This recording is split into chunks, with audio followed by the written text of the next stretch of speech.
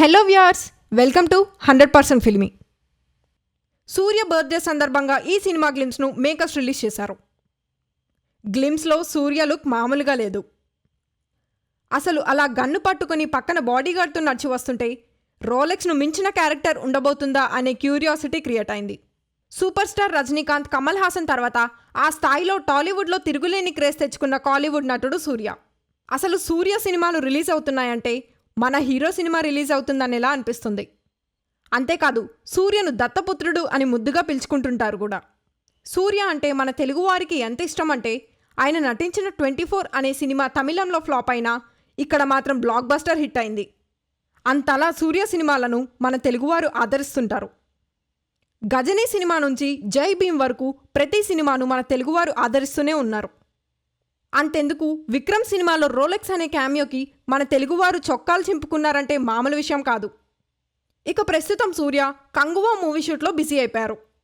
శివ దర్శకత్వం వహిస్తున్న ఈ సినిమాపై ఆడియన్స్లో ఉన్న ఎక్స్పెక్టేషన్స్ అంతా ఇంతా కాదు.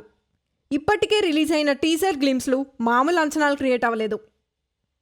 పీరియాడిక్ డ్రామా నేపథ్యంలో తెరకెక్కుతున్న ఈ సినిమాలో సూర్య యుద్ధవీరుడుగా కనిపించనున్నారు. ఈ సినిమా తమిళం నుంచి తొలి 1000 కోట్ల బొమ్మ అవుతుందని ట్రేడ్ పండితులు చెప్తున్నారు. అంతేకాకుండా ఈ సినిమా దాదాపు 38 భాషల్లో రిలీజ్ చేసేలా మేకర్స్ సన్నాహాలు చేస్తున్నట్లు ఇన్సైడ్ టాక్. ఇదిలా ఉంటే ప్రస్తుతం సూర్య లైనప్ సాలిడ్గా ఉంది. ఒకవైపు కంగువా షూటింగ్ పూర్తి కాకముందే కార్తిక్ సుబ్బరాజు దర్శకత్వంలో ఓ యాక్షన్ డ్రామా సినిమా తీస్తున్నారు. నేడు సూర్య బర్త్డే సందర్భంగా ఈ సినిమా గ్లిమ్స్ను మేకోవర్స్ రిలీజ్ చేశారు.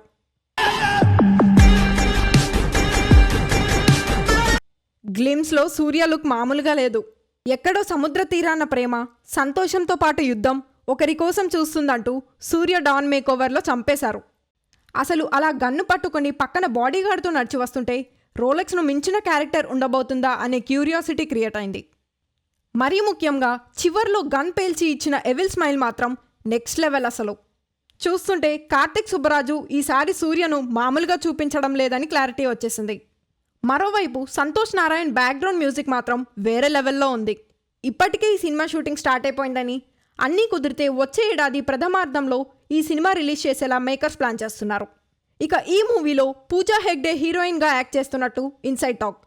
మీలో ఈ మూవీ చూడాలనే క్యూరియాసిటీ ఎంతమందికి ఉందో కామెంట్ చేయండి. మరిన్ని ఇలాంటి లేటెస్ట్ అప్డేట్స్ కోసం మన 100% ఫిలిమీని సబ్స్క్రైబ్ చేసుకోండి.